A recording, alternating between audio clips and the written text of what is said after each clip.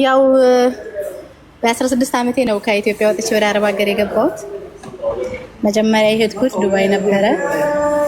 ያው ዱባይ አመት ከ8 ወር ሰርቼ እናቴ እየናፈቀችኝ እያለቀስኩ ሳስቸገር ተመልሼ ኢትዮጵያ ገባሁ። ከዛ ተመልሼ ትንሽ ቤተሰብ አይቼ ተመልሼ ዱባይ ሳውዲ አረቢያ ሄድኩኝ በ2000 ስንት ሊሆን ነው 2004 አካባቢ። ከዛ 2004 ሄድኩኝ ወደ 2006 ድረስ አሁንም በ2 አመቴ ተመልሼ ኢትዮጵያ ሄድኩኝ። ከዛ አይቼ ተመለስኩ። ብቻ ሳውዲ አረቢያ 3 አመት ከሰራው በኋላ ባለፈው እንደው መብረቁ ላይ አስለጥፍ ያለውን የሆነ ሰው 14500 ድርሃም በሐዋላ ላክልኝ ብዬ ልክ ሰጥቼው በዛው በልቶ ቢቀረ ማለት ነው። 2010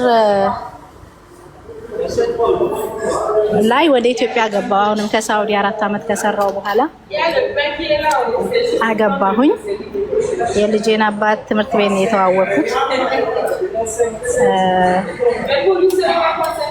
ያው አግብቼ ገንዘቡንም ሰውዬው ልክልሻለሁ እያለኝ ስለነበረ ረጅም ጊዜ ጠበኩት። ሳይልክልኝ ሲቀር ያው ትዳሩም ሳልስማማ ሲቀር ከባለቤቴ ጋር አንድ ልጅ ወልጄ ተለያየው ማለት ነው። ተለያየውኝ። ከዛ ልጄን እስከ 3 አመት ከምናምን አሳደግኩኝና ተመልሼ ወደ ዱባይ በቤት ሰራተኝነት ሄድኩኝ።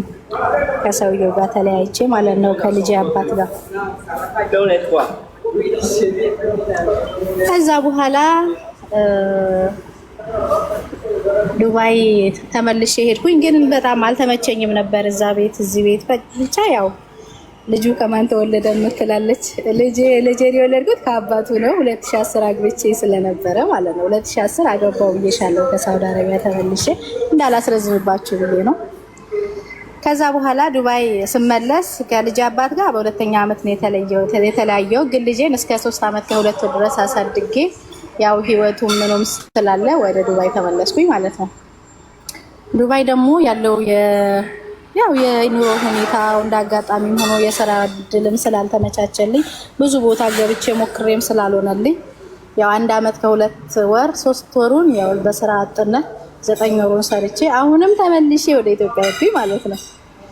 ግን ኢትዮጵያ ሲሄድ ስለ ሴንትራል አፍሪካ ሪፐብሊክ የሚባል ሀገር እዛ ዱባይ ሆኜ እዚህ የሚኖሩ ጓደኞች ስለነበሩኝ አጠና ነበረ።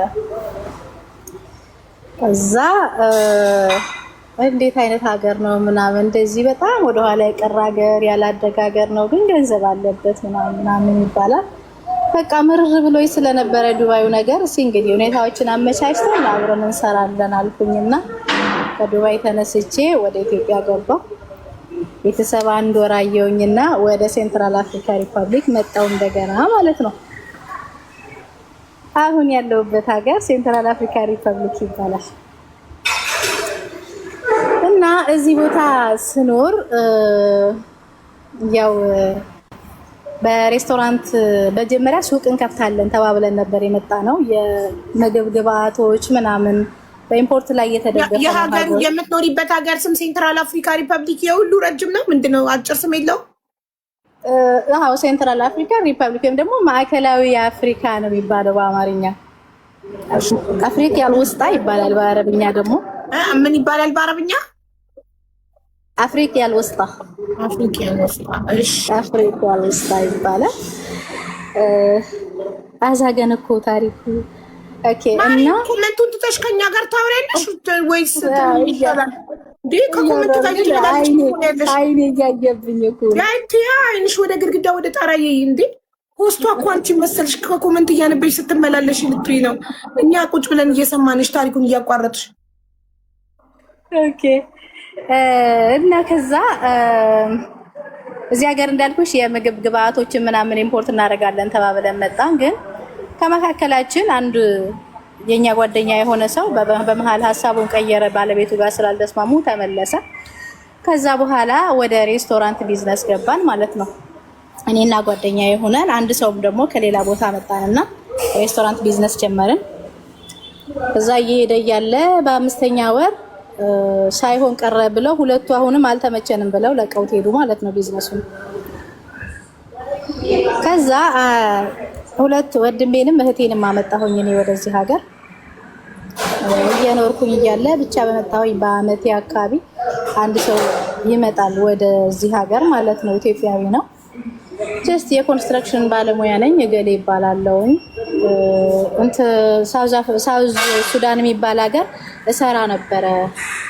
ከዛ 2022 አካባቢ የካንሰር የጭንቅላት እጢ ይዞሃል ተብዬ ከስራ ተቋረጥኩኝና ወደ ታይላንድ ለሕክምና ሄድኩኝ። ከዛ ሕክምና ቦታ 9 ወር ተኝቼ ሆስፒታል ተመልሼ ሬስቶራንት መጥቶ ነው ይሄን የሚልሽ? አዎ እኔ ሬስቶራንት ነው መጥቶ እንደ ደንበኛ መጥቶ ሀበሻ ነው። ኦኬ ግን የሀገሪቷ ስም ግን ትክክል አትመስኝም። ለምን አፍሪካ የሚባል ሀገር አለ እንዴ? ብቻውን አፍሪካ ነው። ጉግል አድርጌ ሴንትራል አፍሪካን ሪፐብሊክ ባንጊ ይባላል ዋና ከተማዋ ሲሆን ያላቸው እና በጣም የአቤ ከርቤ መሰለ ባንጊ እኮ ባንጊ ታዲያ ባንጊ ዋና ከተማዋ ነው፣ ሀገሩ አይደለም። እሺ ቆይ አንዴ ጎግል ላይ ሰርች ላድርግና ባንዲራ ጎግል አድርጊውና ታይዋለሽ። ታዲያ እስቲ ንገሪ ምንድነው? አፍሪካ ሴንትራል አፍሪካን ሪፐብሊክ ወይም ደግሞ አፍሪካ ያልውስጥ አበዩ ባርብኛ በእንግሊዝኛ ሴንትራል አፍሪካ ሪፐብሊክ ይሄ ነው ባንዲራቸው። የስ እሱ ነው ሴንትራል አፍሪካ ሪፐብሊክ። ርዝመቱ እንደዚህ አይነት ሀገር ሰምቻለሁ። እኔ እሱ ሪፐብሊክ ፍላግ ይሄን የገባሁት። ኦኬ ሴንትራል አፍሪካ ሪፐብሊክ ይባላል። እሺ ከዛ በኋላ አንድ አበሻ ከስተመር መጣና ያለሽ መጣና ምን አለኝ፣ እኔ ሳውዝ አፍሪካ ላይ ኢንቨስተር ነበርኩኝ በኮንስትራክሽን ዘርፉ ማለት ነው። ብቻ እዛ ስኖር በ2022 ማለትም የዛሬ 4 ዓመት አካባቢ ድንገት የጭንቅላት እጢ ያለብህ ተባልኩኝ። የኮንስትራክሽን ማቴሪያል ላዝ ወደ ዩጋንዳ በሄድኩበት የጭንቅላት እጢ ያለብህ ተባልኩኝ። ከዛ ተነስቼ ወደ ታይላንድ ሕክምና ሄድኩኝ። 9 ወር ተኝቼ ተመልሼ ማነው ይሄ ሩዋንዳ የሚባለው ሀገር ትንሽ ለማገገምና ለመዝናናት እንደሄድኩኝ ስለ ሴንትራል አፍሪካ ሰማሁኝ አለች። ምን ከዛ ስለው እና ሴንትራል አፍሪካ ማለት ልክ ሳውዝ ሱዳን እሱ ካምፓኒና የኮንስትራክሽን ካምፓኒ ያለብኝ የሚልበት ሀገር ሳውዝ ሱዳን የዛሬ 15 ዓመት የነበረችበት ጊዜ ላይ የነበረ ሀገር ነው ሴንትራል አፍሪካ ሪፐብሊክ ሲባል ሰምቼ ብድግ ብዬ መጣሁ አለ ማለት ነው። እና ሀገሩ እንዴት ነው ምናምን ብሎ ጠየቀኝ። ሀገሩ ደህና ነው እንዲህ ነው ብዬ ያው እንደ አንድ ሀገር ውስጥ ትንሽ ከሱ በላይ እንደቆየ ሰው ያለውን ነገር ላስረዳው ሞከርኩኝ ማለት ነው። ከዛ በሁለተኛ ቀን መጣ። እዚህ እኔ ጋር የሚሰሩ ልጆች አሉ። አንዱን ከነሱ መሀል ይጠራና ይችን ፎቶ ያት ይለዋል። ምንድነው ሲለው እሷን ትመስላለች ምናምን ተባብለው ከዛ አፈቅርሻለሁ በዛው ጀመረ። በቃ እዛው የዛኑ ቀን ጀምሮ ማለት ነው። ምንድነው ሲባል በፊቷኛዋ ፍቅረኛዬን ትመስላለች እንደው በቃ በጣም ወድጃታለሁ አለ ማለት ነው።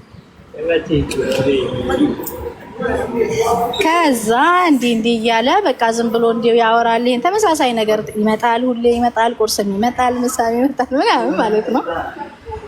ከዛ ያው ከሕክምና መጥቼ ነው አላገገምኩም ደግሞ ብሏል።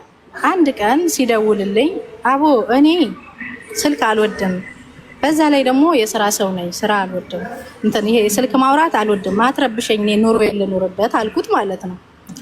ስለው ያንን አለችኝ፣ ኑሮዬን ልኑርበት አለችኝ፣ እኔ ኑሮ ብዬ እሷን ይዣት ብሎ ፓራላይዝ ሆንኩኝ አሉ እንግዲህ ጓደኞቹ ማለት ነው።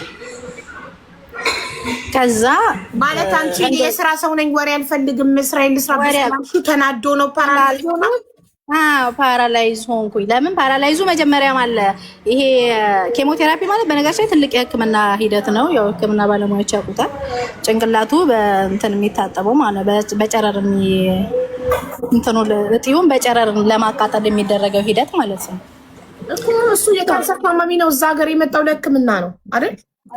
እኛ ጋር የማይመጣው ለህክምና አይደለም። እዚህ የማይመጣው ለኢንቨስትመንት ነው ያለው። ሀገሩን ለቢዝነስ ላጠና ነው የመጣሁት አለ እኮ። ሆቴል ነው ያረፈው ወይስ ቤተሰብ አለው?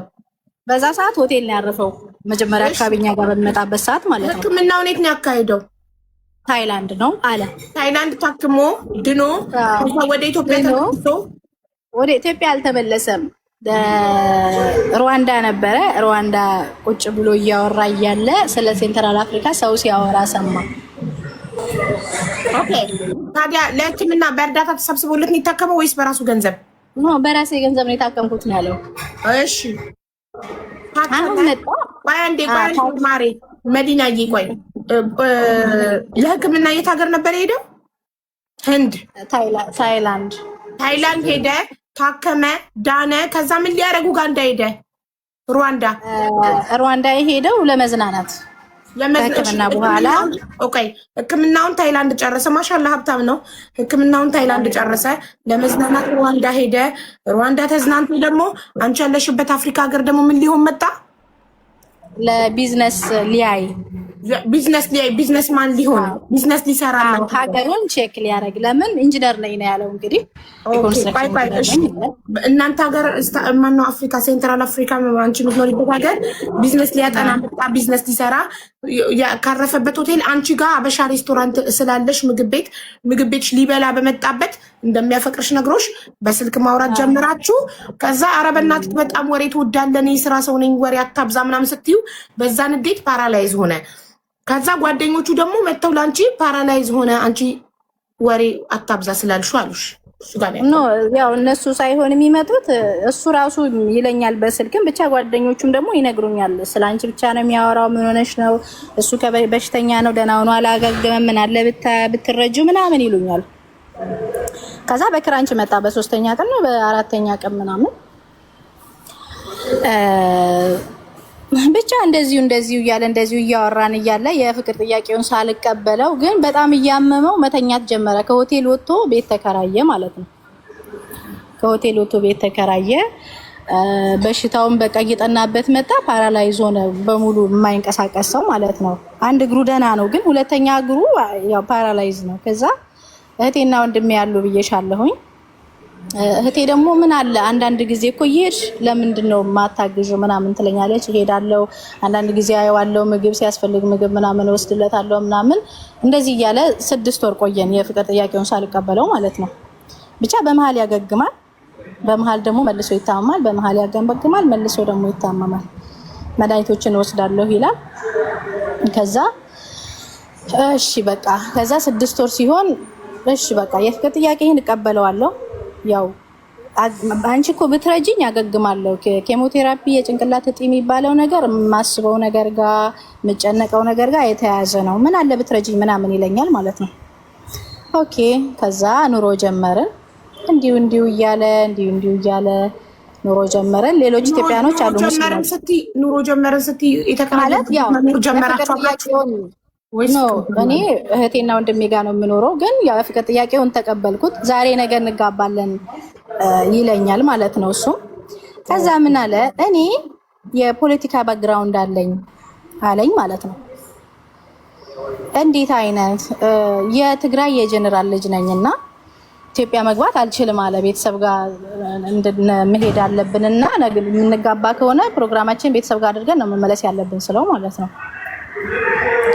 እኔ ፖለቲካል ባክግራውንድ ስላለኝ ኢትዮጵያ መግባት አልችልም አለኝ ማለት ነው። ለምን ስለው እንዲህ ነው እና ያው መሄድ አልችልም።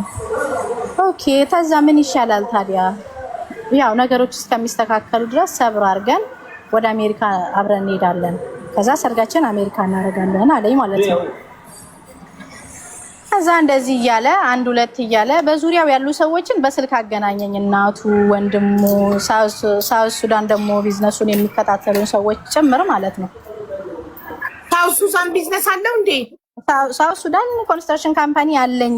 እኔ ባይንሽ አላየሽም? አለኝ ግን ብሎሻል? አለኝ ግን ብሎኛል። ኦኬ ጥሩ። ሰርጋችሁ ኢትዮጵያ ሳይሆን አሜሪካ ሊካሄድ ነው? አዎ ሰርጋችን በአሜሪካ ሆነ ማለት ነው። አድላችሁ በእናታችሁ። እሺ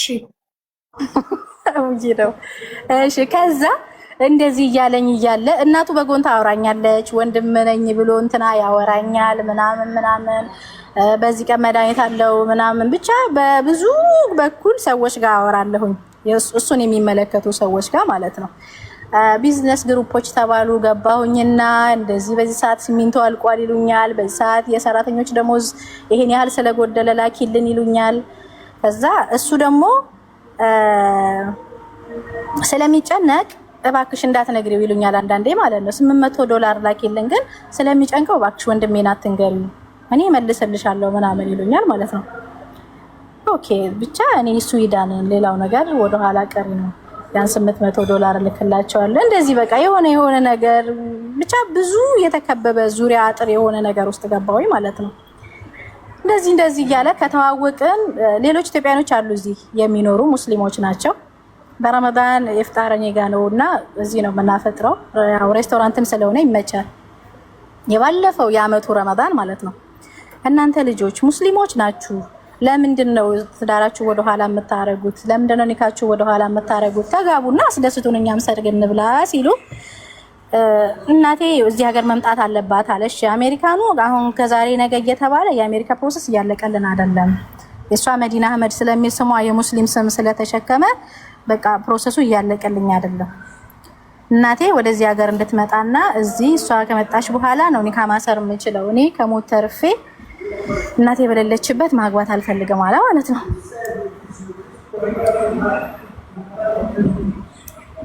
እሺ ከዛ እናቴ የዛሬ ወር ትመጣለች ተባለ። እናትየዋ እሺ ተባለ። ስንጠብቅ ወር ደረሰ። ወር አልመጣችም። ለምንድን ነው ሲባል የትግራይ ጀነራል ሚስት ስለነበረች አሁንም የፖለቲካል ጉዳይ ስላለባት ፓስፖርቷን ልታሳድስ ስታስገባው አልሰጣት አሉ ተባለ። እንግዲህ እና ታዲያ እስኪ ትንሽ እንጠብቅ አሁንም አንድ ወር ምናምን ሲባል ብቻ አመት ከ6 ወር ሆነን እንደዚህ እያለ ማለት ነው እየተንዛዛ ነገሩ። ከዛ ወደኋላ ብዙ ነገሮችን ሳስባቸው የቆንኩበት ነገር መሰረት የለውም። በቃ ብዙ ነገሮች አመት ከ6 ወር ከቆዩ በኋላ በቃ ጥያቄ እየሆኑብኝ ሲመጡ አሁንም እነዚህ ወንድሞችን ሰበሰብኩና እዚህ ያሉ ኢትዮጵያውያኖችን እንግዲህ እንዲህ እያለ ነው ህይወቱ በአደጋ ውስጥ ነው። ከዚህ በኋላ ባለው በጤና ሁኔታ ተጠያቂ አይደለሁም ብዬ ተለያየን ማለት ነው። ማለት ከዚህ በኋላ በአመት ከ6 ወር ስልሽ 6ቱን ወር አንድ ኮምፓውንድ ውስጥ ነው የምንኖረው። እህቴም ወንድሜም እሱም ሌሎችም 2 ሰራተኞች ኢትዮጵያኖች አሉና በአንድ ኮምፓውንድ ውስጥ ነው የምንኖረው 6ቱን ወር በኋላ ላይ ያለውን ማለት ነው። ከዛ በኋላ ግን ነገሮቹ መቅጣጫቸው እያማረኝ ሳይመጣ ሲቀር አይ ከዚህ በኋላ ያለውን ኃላፊነቱን እኔ አልወስድም፣ እኔም እንዲህ ያለ ነገር ስላለ ከዚህ በኋላ ባለው ነገር እናንተን አሳውቃችሁ ያው ከህይወቴ እንዲወጣ ፈልጋለሁ ብዬ ወጣሁኝ። እኔ በወጣሁኝ 5 ቀን 8 ቀን ሳይሆነው ሰውየው ከሀገር ወጣ። የት እንደሄደ አይታወቅም።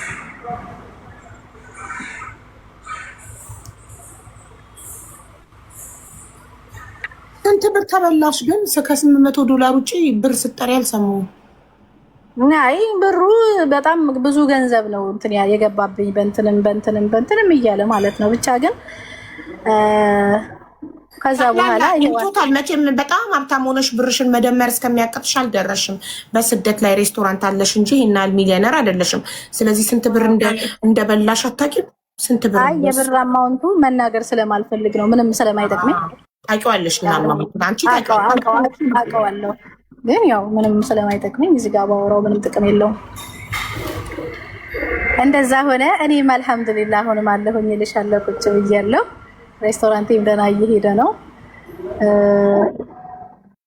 ይሄው ነው። በእውነት በጣም ትልቅ ድራማ ነው የሰራብሽ ሰውየው።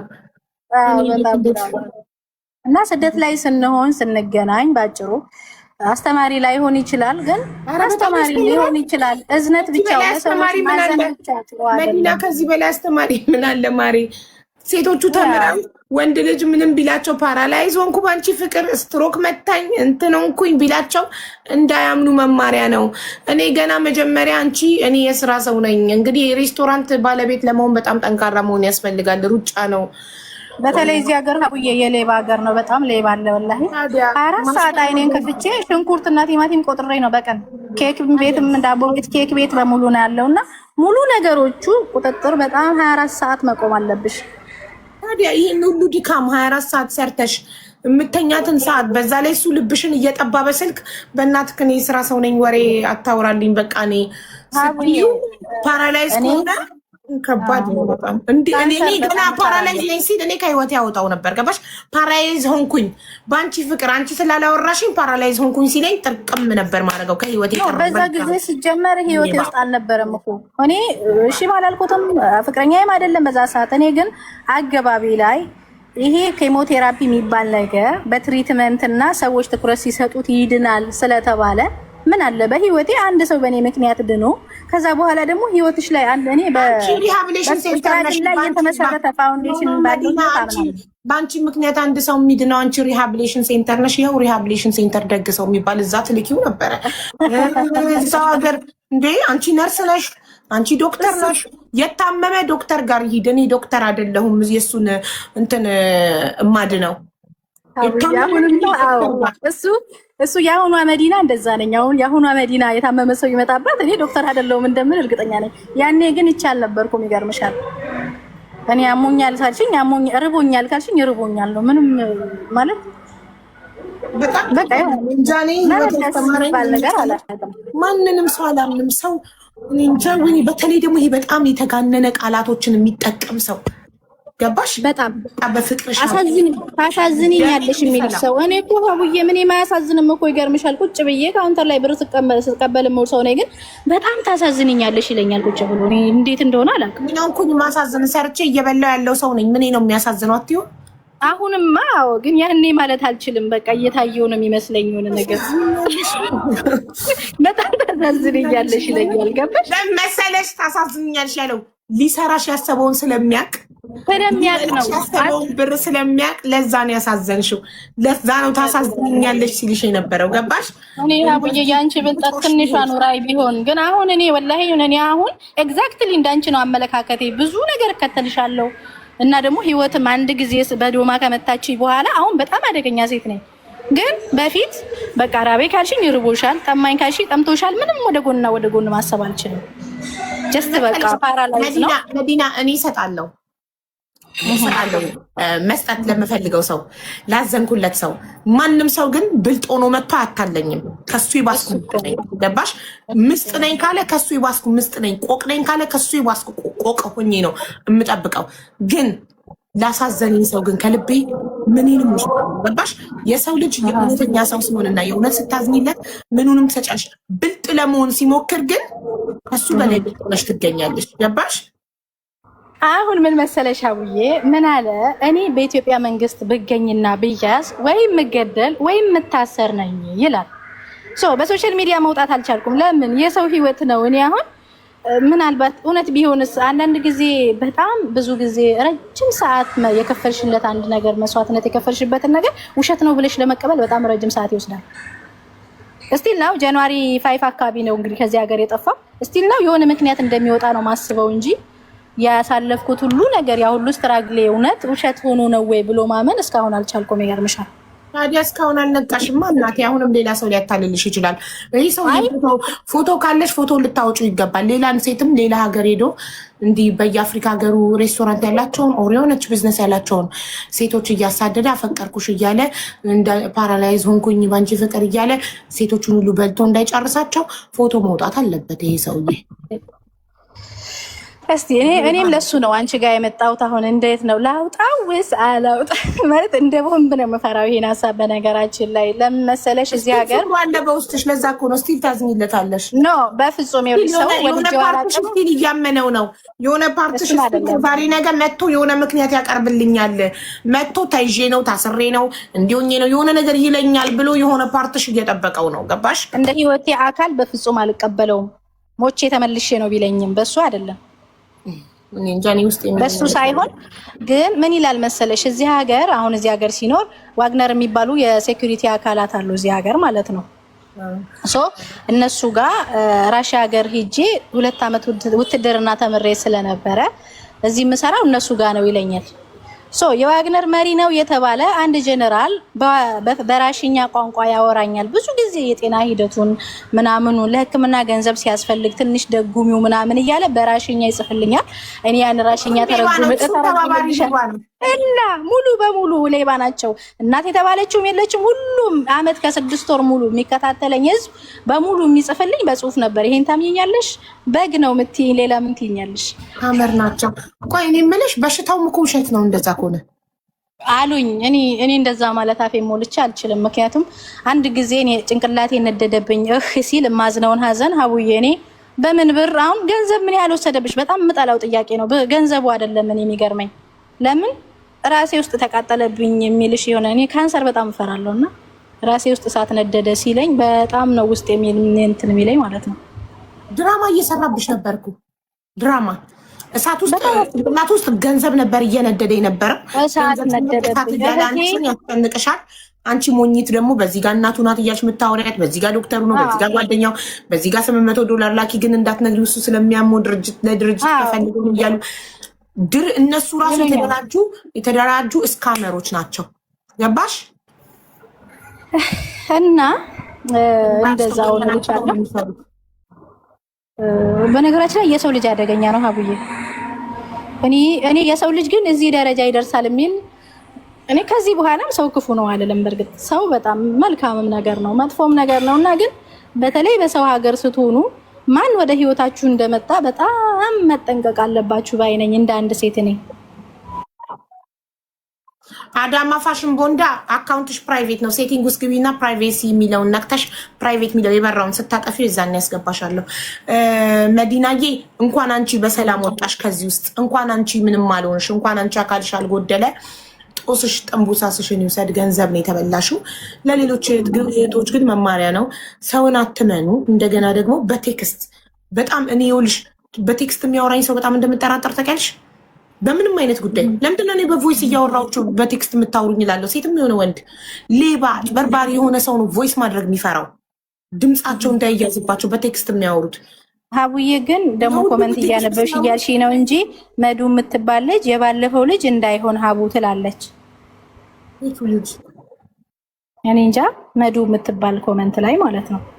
እኔ ስሙ መናገር እችላለሁ፣ ግን ስሙ ችግሩ 2-3 ነው አሉኝ። በኋላ ላይ ሳጠያይቅ ማሬ ምንም ውሸት ነው። ፎቶ ካለሽ ብቻ ነው ማውጣት የምችው እንጂ ፎቶ አለኝ። ውሸት ነው። 80 ስም ሊኖረው ይችላል። እዛ ለከሊት ሰለሞን ይላል፣ ለከሊ አበበ ይላል፣ ለከሊ ከበደ ይላል። የተለያየ ስም ነው የሚጠቀመው። እንደዛ ነው። አብዱራህማን የሚባል ስም አለው፣ አብርሃም የሚባል ስም አለው፣ እንትና የሚባል ስም አለው፣ እንትና የሚባል ስም አለው። እሱማ ኢትዮጵያ ነው። በቀደም ደግሞ አንድ አሳዛኝ ታሪክ ሰምተናል። እሱማ ኢትዮጵያ ነው የሚኖረው። በምን አሁን እኔ ለሱ ከማሰቡ በላይ እንደዚህ ዋግነር ምናምን ስለሚለኝ ለራሴ ለህይወቴም ስለምፈራ ጭምር ነው ግን መፖሰትም አልችለው አሁን ባለሁበት ደረጃ ላይ። አይ በኋላ ደግሞ ይሄ ነገር እነዚህ የተደራጁ ካሜሮች ስለሚሆኑ አንቺ ፎቶ ካወጣሽ ቢያስገድልሽ ታሪኩን ሰምተው ከተማሩ ይማሩ። ታያቸው። ለሰው ብለሽ አንቺ መስዋዕት መሆን የለብሽም። እነዚህ ማፊያም ሊሆኑ ይችላሉ። ገባሽ? ስለዚህ በጣም ከባድ ነው። ሌላ ዜጋ ብቻ ይመስለን ነበር እንደዚህ አይነት እስካም የሚያደርጉት። ኢትዮጵያውያንም ሀበሾችም ጀምረዋል።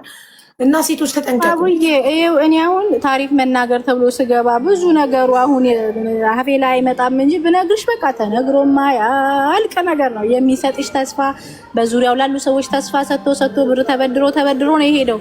ሲሄድ ባልሽ የት አለ? ባለቤትሽ የወሰደው ገንዘብ እንዳለ ሰው ማለት ነው መጥቶ እኔ ጋር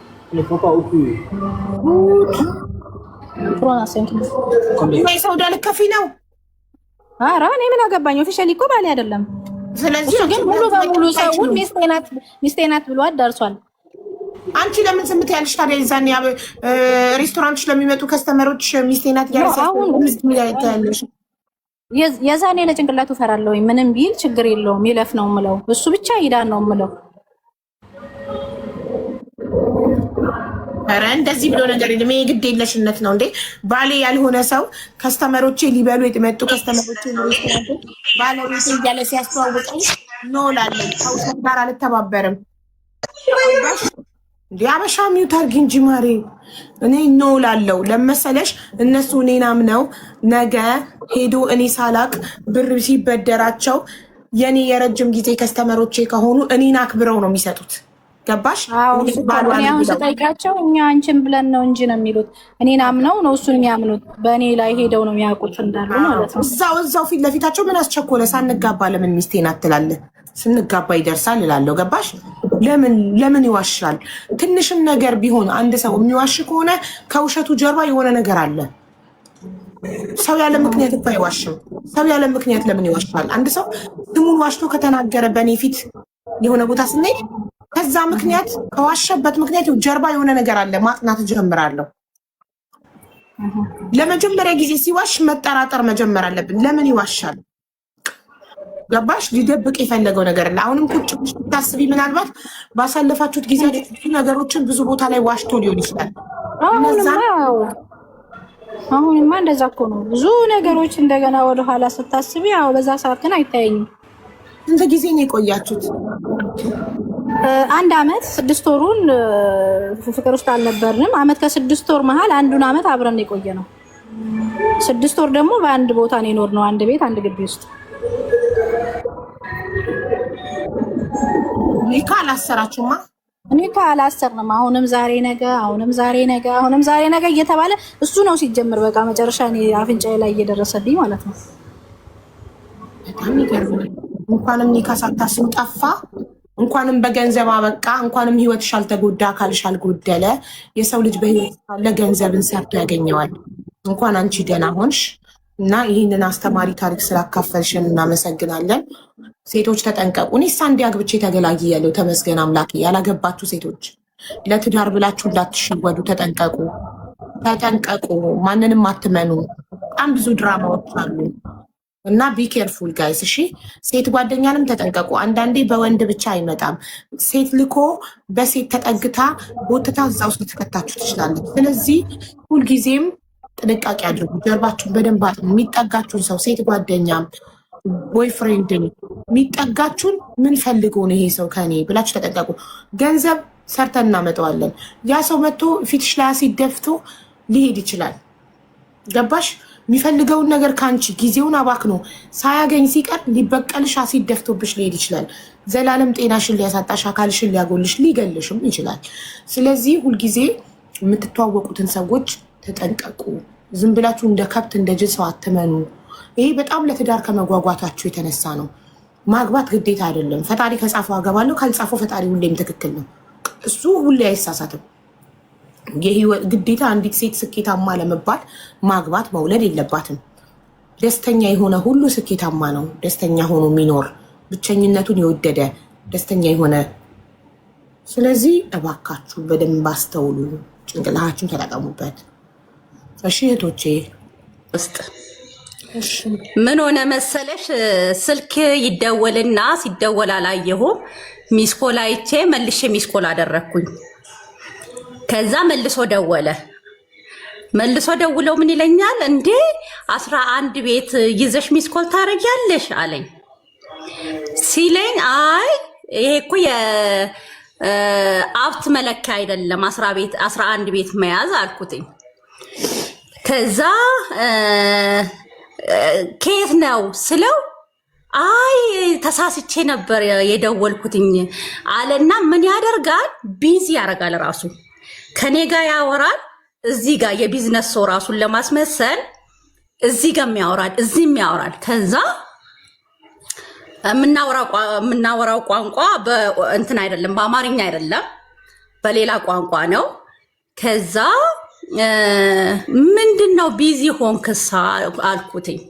ስለ አዎ መርካቶ ነው ያለሁት፣ የሹፌር ነኝ እና ኤሌክትሮኒክስ ነው የምነግደው፣ በራሴ መኪና ከቦረና እያመጣሁኝ ኤሌክትሮኒክስ እቃ ነግዳለሁ ይለኛል።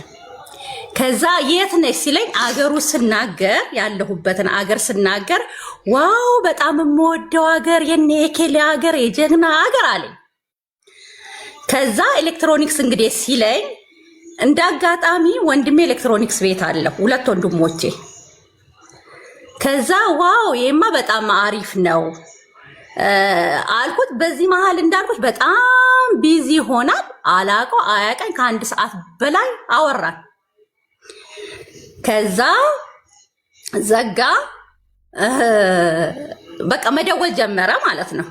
መደወል ጀመረ። በቃ ቤተሰብ ነው ማረግሽ አለ። እንደሷ ምን ያረገኛል? ከቤተሰቦቼ ጋር ላስተዋውቅሽ።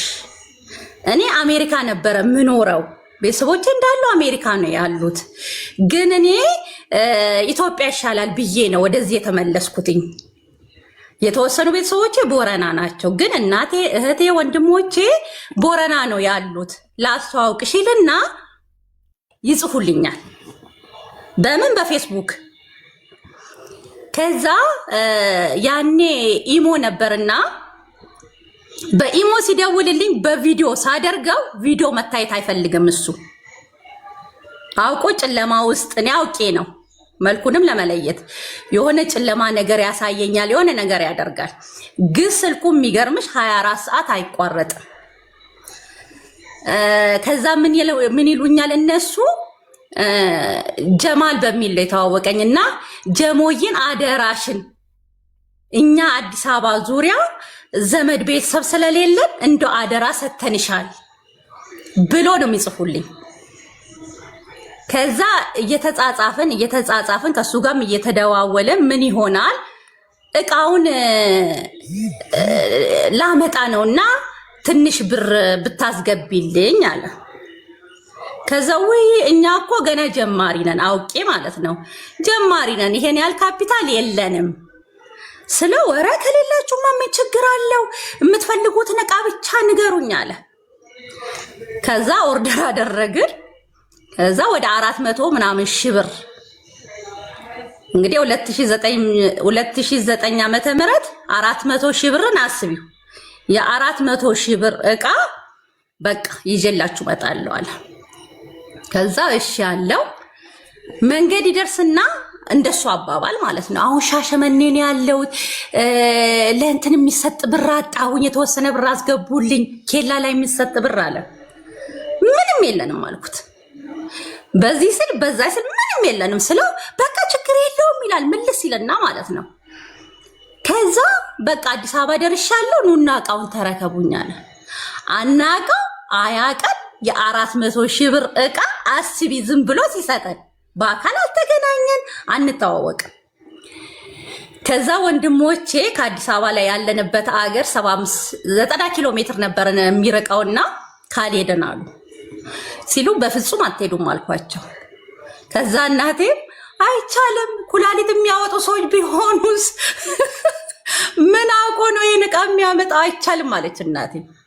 ከዛ ምን ይላሉ ወንድሞቼ ሁለቱ፣ እንሂድና ይላል አንደኛው እኔ ገባለው፣ መጋዘንም ከሆነ የሆነ ነገር ከሆነ ገባለው፣ ይሄኛው ደግሞ ስልኩን ከፍት ያርግ፣ እንደዛ እንትን እንላለን ሲሉ በፍጹም አትሄዱም አልኳቸው። ከዛ ፋዘር ደግሞ አዲስ አበባ ነበርና ላዳ መኪና ነበረችው። ከዛ ወይ እሱ ሄዶ ይውሰድ እንዴ አለን።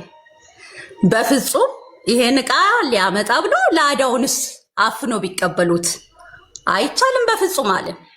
ከዛ ቀረን ታውቂያለሽ። ከዛ አበደ።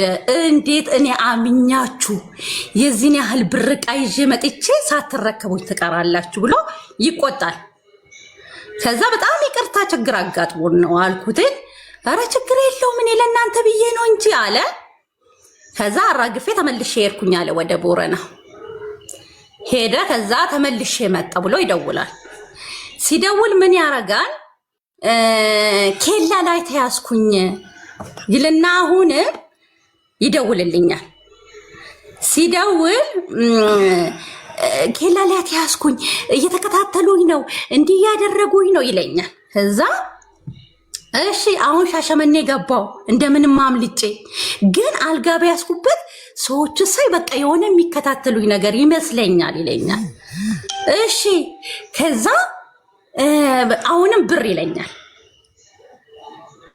ከዛ ምንም ብር የለንም። እኔ ግግም አልኩኝ። የሚገርምሽ ካርድ በጣም ይሞላልኝ ነበር፣ የመቶ ብር ካርድ የሚሞላልኝ ለእኔ ራሱ ማለት ነው። ከዛ በፍጹም ብር የለንም ስል በቃ እህቴ ለኢላ የምትባል እህት አስተዋውቆኛል በፌስቡክ። ከዛ ለኢላ በአንቺ አካውንት ላይ እንድታስገባ እነግራታለሁ፣ አንቺ ግን ብሩን አውጪና አደራሽን ለምልከው ሰዎች አካውንታቸውን ላከልኝ ማለት ነው። የሰዎቹ ለነሱ አስገቢልኝ ይለኛል። እሺ ብለን ብድግ ብለን ባንክ ቤት ሄደን ንግድ ባንክ ስንሄድ ቆይ አሁን ታስገባለች፣ ቆይ አሁን ትራንስፈር ይሆንልሻል ይለኛል። እሺ ከዛ የለም በኋላ ባንክ ቤት ስለምን ያኔ አይከለከልም የሰው እንትን ማየት ማለት ነው። ከዛ እስቲ እነዚህ ሰዎች ይውልን ብለን ስናይ የተላከልን አካውንት እውነትም ግን የእንትን ልብስ የለበሱ ናቸው ታውቂያለሽ፣ ይመስላል ነገሩ ቢሆንም እኛ ግን አልፈለግንም።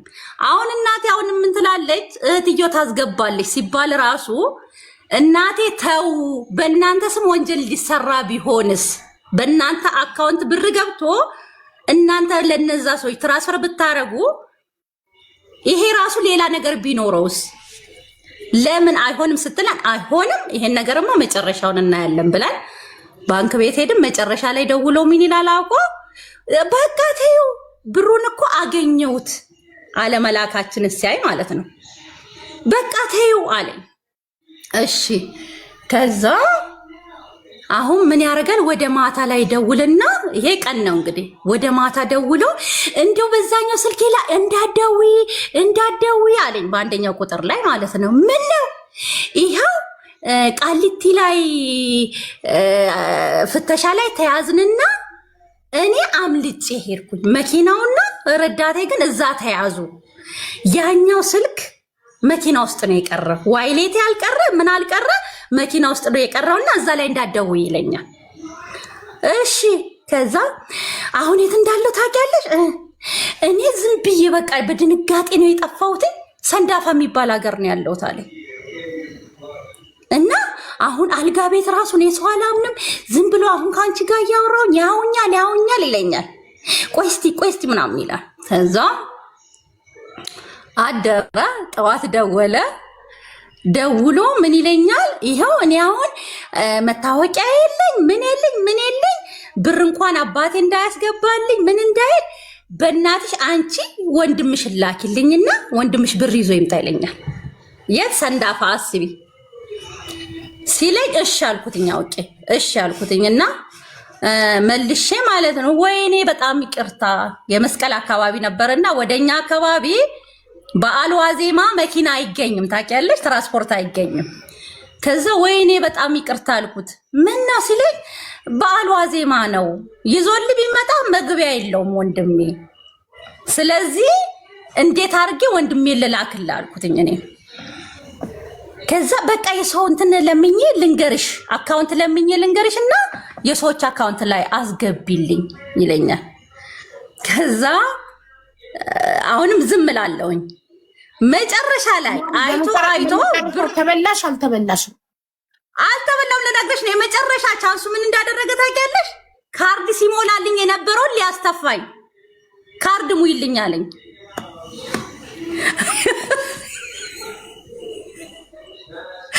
ከዛ በዛ ቢልሽ አልበላም ስትይ መጀመሪያ ሀብታም ለመምሰል የሞላልሽን ካርድ ሊያስተፋሽ ሊያስተፋኝ ከዛ ሳስበው አገኛለሁ ብሎ አውጥቶ ካርድ ሞልቶ የስንት ብር ካርድ እንደሞላውለት ታውቂያለሽ? 25 ብር ካርድ። እሱ የስንት ነበር የጠበቀው እንዴ? እሱማ 100 እያልኩኝ ነገም ከነገ ወዲያም እንደዛው እንደሞላ ነው። እኔ 25 ሞላው ነበር የሞላልሽ ካርድ። እሱ 100 ነው የሚሞላልኝ እንዴ? ብዙ ጊዜ ነው የሞላልኝ። ከዛ 25 ብር ስሞላለት አበደ። እኔ ጀሙ ነኝ 25 ብር ካርድ የሚገባኝ አለ። አበደ። አይደለም ሰፈር ውስጥ አጥቼ ነው አልኩትኝ። ምን ልልሽ ፈልጌ ነው ምን ሲያደርግ እንደነበር ታውቂያለሽ? የእሷ ከእሷ ታሪክ ጋር ይመሳሰላል ያልኩሽ አንደኛ ቤተሰቦቼ ብሎ ሲያወራኝ የነበረ እራሱ የተለያየ የፌስቡክ አካውንት ከፍቶ፣ ሁለተኛ ደግሞ ምን እንዳደረገኝ ታውቂያለሽ? መጀመሪያ ገና በስልክ ስንተዋወቅ በኢሞ ፎቶውን ማርጎ እንደላከልኝ ነው። ሀበሻ እየሰማውሽ ነው። እንዳታቆሚ ስነሳ እሺ እና ፎቶውን ሲልክልኝ የነበረው ፎቶ የሞዴሊስቶች ነው። በጣም ያምራል። ቁመናው ራሱ በቃ በጣም የሚያምር ነው እና የሰዎቹ ፎቶ ነበር ሲልክልኝ የነበረው። የወንድምየው የተባለውም ደግሞ እንዲህ አርቲስት ነገር ነው ያለኝ። የሆነ የሶማሌ ክልል አካባቢ ይመስላል አርቲስቱ በኋላ ላይ ትስለው ማለት ነው። እና የነሱ ፎቶ ነበር የሚልክልኝ ወደ ውጭ ራሱ እንደሚወስደኝ ሁሉ ያወራ ነበር በዛ ሰዓት ማለት ነው። ቤተሰቦቹ በቃ እኛ ለልጃችን ለወንድማችን አንቺ ባለ ውለታ ነሽ፣ ኢትዮጵያ ውስጥ በቃ ያለሽው አንቺ ነሽ፣ በተቻለ መጠን እኛም ልንወስድሽ እንሞክራለን ይላሉ። እሱም በቃ እኔ በተቻለ መጠን ሳያቀኝ በአካል አልተዋወቅን እንግዲህ በስልክ ነውና ብዙ ነገር ያወራ ነበር። ግን እኔ 5 ሳንቲም ልሸወድለት አልቻልኩኝም። ገና እኒበት ምን አገባኝ ዝም ብለሽ አውሪው አሉኝ እንጂ ገና የመጀመሪያውን ኬላ ላይ እንዲህ ተያዘ ሲል 400,000 ብር ሳያቀኝ እቃ ልላክ ባለበት ሰዓት ነው እኔ ውሸታም መሆኑን ያወቅኩትኝ ማለት ነው። ምንም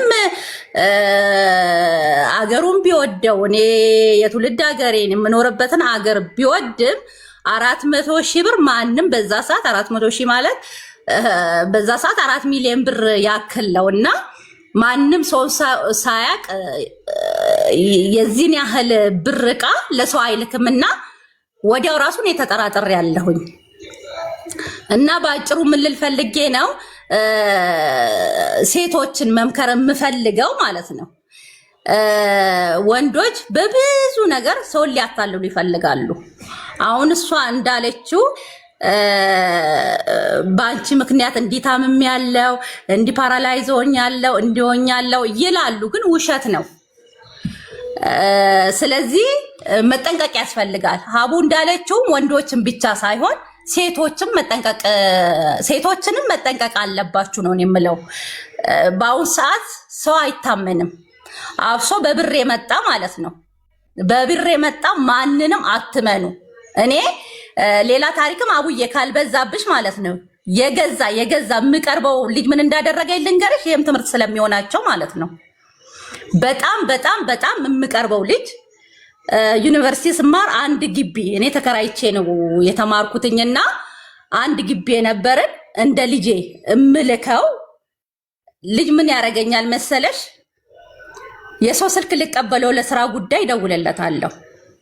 ስደውል ጠፋ ኬት ነው ያለኸው ስል ከባለ ሀብት ጋር የተነሳ ፎቶ አለ። ያን ሰው ነው ያውቀዋለሁ። እኔ እኮ ከሱ ጋር የሼር እየሰራው ነው ኮንስትራክሽን ማለት ነው ይለኛል። ከዛ እንዳጋጣሚ ስልኩን ልቀበል ስደውል ምን ይለኛል? ስልኩ ሰጠኝና በንጋታው ይደውልልኛል። አቡ ይደውልና እንደው ብትጠቀሚ ብዬ አሰብኩኝ፣ አዲስ አበባ ቦሌ ቡልቡላ ላይ መሬት ፈልጋችሁ ጠቁሙንና እናደራጁ ብለውን ተደራጅተን ነበር። ግን የጎደለ ሰው ስላለ አንቺ አዲስ አበባ ላይ መሬት ከሌለሽ ብትገቢና ብትጠቀሚ ደስ ይለኛል ይለኛል። ከዛ እንዴ ይሄማ ተገኝቶ ነው እንዴ አሪፍ እንትን ነው ቻንስ ነው አልኩትኝ። ከዛ ወዲያው ምን ይለኛል?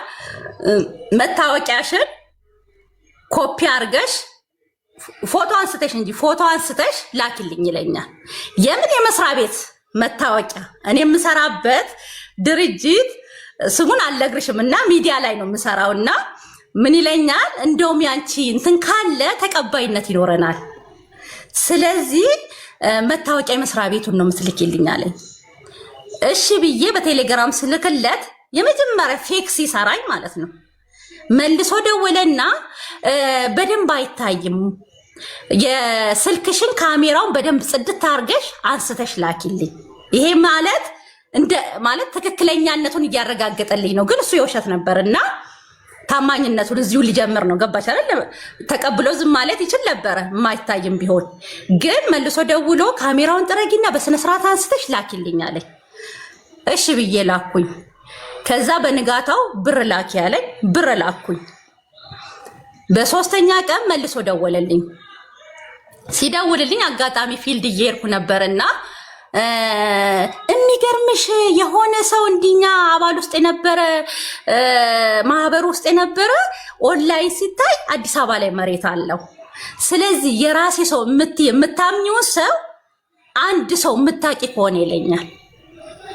ከዛ ወዲያ ወንድሜ ጋር ደውዬ አሁን ለምን በቃ ምንም ጥያቄ ሳትጠይቅ አልኩትኝ በዚህ ቁጥር ይሄን ያህል ብርና መታወቂያ ላክ አልኩት። ለምን ሲለኝ አትበለኝ በቃ ላክ ብያለሁ። ለምን ፊልድ እየሄድኩ ነው፣ ሌሎች ሰዎች ከኔ ጋር ስለነበሩ ማውራት አልፈለኩኝ፣ መኪና ውስጥ ነበርኩኝና በቃ ላክ ብያለሁ ላክ አልኩት። ከዛ እሱ ሳይፈልግ ብሩንም መታወቂያውንም ይልክለታል። ከዛ ቀጠለና አሁንም በንጋታው ደውሎ አሁንም እንደተለመደው አሁንም አንድ ሰው ጎደለ፣ ስለዚህ የምታውቂ ሰው ካለ ይለኛል። አሁን መጠራጠር ጀመርኩኝ። ከዛ እስቲ ፈልጋለሁ አልኩትኝ። መልሼ ደውዬ አውቄ ለማንም አልደወልኩኝም።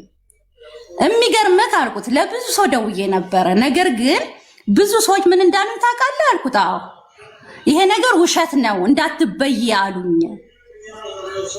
ስለ ኧረ ችግር የለውም እኔ ባንቺ የመጣ ብዬ ነው እንጂ ብዙ የሚፈልግ ሰው አለ እንዲህ አይነት ቻንስማ ይለኛል። እና አዎ እሺ ተይው በቃ አለኝ። ተውኩኝና ምን አደረኩኝ? አሁን ይሄ ልጅ እኔ የማውቀው እንግዲህ እንዳልኩሽ አንድ ሀገር ሰው ነን። ከ2009 እስከ 2011 አንድ ግቢ ነበረ። ያኔ የነበረውን ባህሪ ነው የማውቀው እንጂ ከዛ በኋላ የነበረውን ባህሪ አላውቅም። ልጁ በዛ ሰዓት ታማኝ ነበር፣ የሚላላክልኝ ልጅ ነበር። ከዛ ስለዚህ ስለ ልጁ ማወቅ ፈለግኩኝ። ከማን ነው ማወቅ የፈለግኩትኝ? አብሬው ሼር እሰራለሁ ያለውን ባለ ሀብት እኔ ደግሞ ለስራ እሱ ጋር ሊሄድ ነው እንግዲህ እሱ ስልክ ለመቀበል ነው መጀመሪያም የደወልኩለት። ከዛ በዛ መሃል ምን ያደርገኛል? የሶስተኛ ዙሩ አልሳካ ሲለው የምን ማስፈጸሚያ ያንቺ 3000 ምናምን ብር የወንድምሽ ሲለኝ ወይ የለኝም እኔ ልጆች እናት ነኝ ታውቃለህ፣ እና ጥቅምት አካባቢ ነበር ወሩ ታውቃለህ፣ ብዙ ወጪ ነበረብኝ። አሁን የላኩልህን ራሱ ከቤተሰብም ከምንም ብዬን የላኩልህ እንጂ ኖሮኛ አይደለም። ስለዚህ ሰኞ ልክልሃለሁ አልኩት። ሰኞ ለምን አልኩት? እሁድ ዕለት ያን ሰው ስለማገኘው ስለዚህ ልጅ ከዛ ሰው ከጠየቅኩኝ በኋላ እውነት ከሆነ ብሩ ለመላክ ከዛ እሁድ ዕለት ለምን ሐሙስ ዕለት ደወለ ስልክ ያሰራለ ወደ ማታ አገኘኝና በእናትሽ 2000 ብርም ቢሆን አለኝ። እንደዛኛው አስቢ ብሎ ወደ ካርድ እንደመጣው ማለት ነው። 2000 ብርም ቢሆን ላኪልኝ አለኝ። ከዛ በፍጹም የለኝም አልኩት። እሺ ያንቺን እኔ ሞላልሻለሁ የወንድምሽ ሲለኝ ወይ የወንድሜንም እኮ እኔ ነኝ እምከፍልለት እሱ የለውም። ስለዚህ እስከ ሰኞ ታገስ አልኩት። እሺ አለኝ። እሁድ ዕለት ያን ሰው አገኘሁኝ። የሄድኩበትን ጉዳይ ጨረስኩኝና ፎቶውን አውጥቼ አብሮ የተነሱትም ማለት ነው። ይሄ ሰው ታውቀዋለህ አልኩትኝ። አላውቀውም አለና ወንድምየውን ጠራው። ለምን የአንድ ሀገር ሰዎች ነን። ወንድምየውን ጠራውና ይሄ ልጅ ታውቀዋለህ ሲለው አዎ የሀገራችን ሰው ነው አውቀዋለሁ አለ። ከዛ እኔ አላውቀውም አለኝና ትልቅ ሰው ነው፣ የተከበረ ሰው ነው፣ ባለሀብት ነው። ይሄንን አለኝና እሱ ብድግ ብሎ ሄደ። ምን ነው ሲለኝ አይደለም ምን ነው ሲለኝ ይሄ እስካሁን ተበልተሽ ታውቂያለሽ? በፍጹም አልተበላውም፣ በህይወቴ አልተበላውም። ለምን አንቺን እንደዚህ አይነት ነገር ግን ይችኛዋን ተበላው። እሺ ግን ለምንድን ነው አንቺ እንደዚህ አይነት ነገር የሚፈታተንሽ ደጋግሞ የሚገጥምሽ? ባለሀብት ስለምትወጂ እኮ ነው። አንቺ ራስሽ ሀብታም ትወጃለሽ። ለዛ እጠቀማለሁ እያልሽ እየቀረብሽ ነው እኮ አንቺም እንደዚህ አይነት ነገር የሚገጥምሽ እኮ ተደጋገመ አንቺ ላይ። ለምን ለምሳሌ አንዱ ከበላሽ አንዱ ለአንዱ ቁጥርሽን ይሰጣል። ከዛ ቁጥርሽን ይሰጥና በሆነ አጋጣሚ የሆነ ነገር ባለሀብትን የሆነ ድርጅት ባለቤት ነኝ እና ይቀርብሻል። በሽ ምንም ብንቀጥል ማቆሚያ የለውም። ለምንድን ነው አንቺ ጋር ደጋግመው የሚደውሉት? አንቺ ጋር የሚመጡት ቁጥርሽን እየተቀባበሉ እኮ ነው። ልነግርሽ ነው አቡዬ፣ አትራክት ታደርጊያለሽ። አቡዬ ልነግርሽ ነው። አንዳንዴ መማሪያም ይሆንሻል። አሁን ያልሹ የመጀመሪያው ትክክል ነው። ያቀኛል። እኔ ነኝ የማላቀው እንጂ ያቀኝ ነበረ። ገባሽ አይደል? የመጀመሪያው ያቀኝ ነበር፣ እኔ አላቀውም። ይሄኛው ግን እንዳልኩሽ እማቀው 3 ዓመት አንድ ግቢ አብረን የኖርን እንደ ልጅ እምልከው። ገባሽ አይደል? ከእጄ በልቶ የጠጣ በደንብ ማምኖ ልጅ አገሬ ልጅ ነው። እንዳልኩሽ ባህሪውንም እኔ ከ2009 እስከ 11 ያለውን ነው እንጂ ከዛ በኋላ ያለበትን አላቅም። ለዛም ነው ከዚህ ሰውዬ ለማጣራት እስከዛ እስከ ሰኞ ያልኩት። አሁን ሰኞ እንግዲህ እሁዱን እሱ ምን አለኝ አላቀውም አለኝ። ያኛው ምን እንዳለ ታውቂያለሽ? ወንድምየው ምን ነው ሲለኝ እንዲህ እኮ ብር በላኝ አልኩት። ስለዚህኛው ማለት ነው ለወንድምየው ጥሎኝ ሄደ እሱ ያኛው ማለት ነው። ትልቅ ሰው ስለሆነ ከወንድምየው ጋር ረጅም ሰዓት አወራን። አሁን ወንድምየው ምንድን ያለው ይሄን ፎቶ የተነሳው አለ ለእንዲህ አይነት ጉዳይ የሆነ ፕሮግራም ነበር እኛ ጋር በዛ ሰዓት ነው አጠገቡ ቆሞ ፎቶ የተነሳ። አየሻረን ምንድነው እዚህ ጋር ሰዎች መማር ያለባቸው? አንዳንድ ሰዎች ከታዋቂ ሰዎች ከሀብታም ሰዎች አጠገብ ይሆኑና ፎቶ ተነስተው በእነሱ ያጭበረብሩሻል። እዚህ ጋር ሰው መማር ያለበት ማለት ነው። እኔ እንዳልኩሽ ያተደረገ ያ ሰውዬ እኔን ከአጠገቤ ይሂድ እንጂ ቀጥታ ቤተሰቦቹ ጋር ነው የደወለው። ማጋ እናቱ ጋር ገባሽ አይደል? እናቱ ጋር ደውለው እንዳልኩሽ አንድ ሀገር ሰው ነን ልጅሽ በኔ ስም እንዴት እንደዚህ ያደርጋል ብለው ትልቅ ነገር ነበር የተነሳው። ወዲያው እሱ ሰኞ እንዳልኩ ሰኞ ብዬ የለ ሰኞ ጠዋት ደወለልኝና እንዴት እንዲህ ታረጊኛለሽ? እኔ ከልጅሽ የልጅሽ ስም ጠርቶ ከልጅሽ ለይተሽ ታይኛለሽ? እኔ አንቺን አጭበረብራለሁ፣ አንቺን እበላለሁ። ይሄ ነገርማ ውሸት ከሆነ እውነትም እኔ አጭበርባሪ ሌባ ነኝ። ትክክለኛ ነው የሚለኝ። አሁንም ገባሽ አይደል? ውሸት ነበረ። ትክክለኛ ነው የሚለኝ። እኔ ይሄን ነገር በቁም ነገር እንዲያርጌ እንደው ይሄ መሬት እጅሽ ካልገባ ብሎ ያለቅሳል አልኩሽ። እንዴት እንዲህ ታረጊኛለሽ? እንዴት ስሜን ታጠፊኛለሽ ብሎ ሲለኝ በቃ እኔ የኔ ይበላልኩት። ለምን ተቸግር ያለው ብትለኝ እኮ ከዚህ የበለጠም አረግልህ ነበረ። ግን የወንድሜን ብር መልስለት። ከመጀመሪያውም እሱ ተጠራጥሮ ነበርና መልስለት አልኩትኝ። እመልስለታለሁ አለ። ከዛ ወደ ቤተሰብ መጣ ይሄ ነገር ማለት ነው ስለምንተዋወቅ። መጨረሻ ላይ ተውኩኝ። ግን ምን ተማርኩኝ መሰለሽ? አውይ ያንን ብር በመበላቴ ማለት ነው። ዛሬ እንኳን ለሰው አንስቼ ሳወራ ነበረ። ምን እንደተማርኩበት ታውቂያለሽ? ይሄ ልጅ እቤቴ ቢመጣ አሳድረው ነበረ። ገባሽ? አንድ ቀን የምኖርበት እኔ አሁን የምኖርበት ከተማ መጥቶ ይሄን ብር ከእኔን ከመብላቱ በፊት ማለት ነው አብረን ቤት ካልገባን ይዤ ካልገባ ብዬ ለምኜው ነበር። የሚገርምሽ ምን ልልሽ ነው? ከዛ ወዲህ እኔ ሰው አላምንም። ቤቴ ሰው ይዤ ገብቼ ቤቴ ሰው አላሳድርም። ኤኬሌ ዘመዴ ነው ኤኬሌን አቀዋለሁ ብዬ ብር አይደለም ማለት ነው ቤቴ ይዤ ገብቼ የቤቴን ራሱ አላሳይም። የሚገርምሽ የቤቴን አቅጣጫ አላሳይም። ለምን ብትይ ይሄ ልጅ ይዞ ገብቼ ቢሆን ቤቴ ውስጥ የሚጠቅም ነገር ቢያይ ማለት ነው አርዶኝ እንደሚሄድ አልጠራጠርም። ስለዚህ ምን አደረገኝ? እኔ እንድማር አደረገኝ። አሁን ጓደኛዬ ነው የሀገሬ ሰው ነው ዘመዴን ማንንም አላምንም። ቤቴንም አላሳይም። የቤቴን አቅጣጫ የሚያቅሽም እንዲያረግሻለልሽ ፈልጌ ነው። ትክክል። በጣም እናመሰግናለን። ማንንም አናምንም። እኛም ከታሪክሽ በጣም ተምረናል። እናመሰግናለን። ግን አንቺን በጊዜ ብትዘጊው ኖሮ አትበይም ነበረ። አንድ ሰው ከተጠራጠሹ ቶሎ ብሎክ ማድረግ ወይ ቁጥር መቀየር፣ ሌባ ለሌባ አሳልፎ እንዳይሰጥሽ። አንድ ጊዜ ቁጥርሽ አንድ ስካመር ላይ ከወደቀ ይቀባበሉታል። በተለይ የተበላሽ ኮንሽ እቺ ላምናት በቀላሉ ትበላለች ብሎ ቁጥርሽን ለሚቀጥለው ሌባ አሳልፎ ይሰጣል። ለምን? እነሱ ተቀናጅተው በግሩፕ ነው የሚሰሩት። ገባሽ? ተቀናጅተው ነው። ለአንዱ ከተሸወድሽለት አንዱ ከበላ ለሚቀጥለው እሱ በልቶ ሲጨርስ ሲባነንበት ሌብነቱ ለሚቀጥለው ሌባ ነው አሳልፎ እችን በልቻታለው በቀላሉ ነው የምትበላው። ስለዚህ እንካንተን ብላ ብሎ ለሚቀጥለው ሰው ይሰጣል። ስለዚህ አንድ ጊዜ ቁጥራችሁ ስካመር ላይ ሌባ ላይ ከወደቀ ቶሎ ቁጥር መቀየር ነው። ብሎክ ማድረግ ብቻ ራሱ መፍትሄ አይደለም። ለምን? አንዱን ብሎክ ብታደርጊው በአንድ ቁጥር ይመጣል።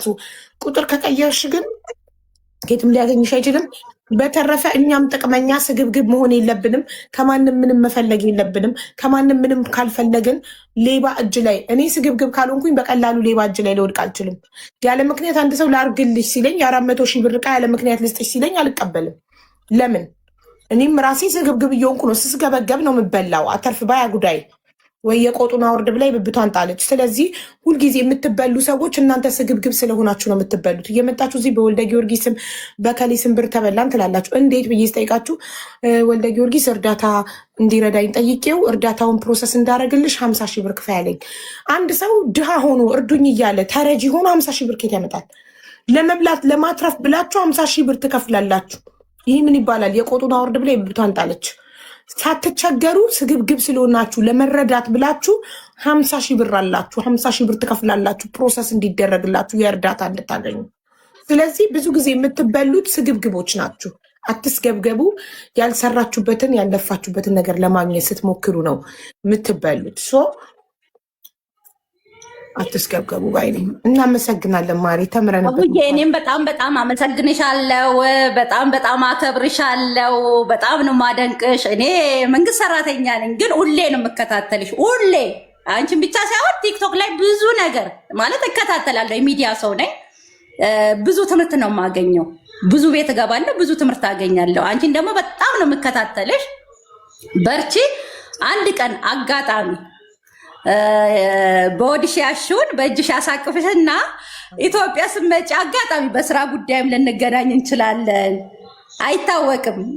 ባለፈው አዳማ መተሽ ነበር እና አልተመቸኝም። መጥቼ ላገኝሽ አስቤ ነበር። እኔ አሁን አዳማ ነው የምኖረው። ስለዚህ በርቺ። በጣም ነው ማደንቅሽ። በጣም ነው የምወድሽ። ሰላም እደሪልኝ። አሜን። ሰላም እደሪ። አመሰግናለሁ።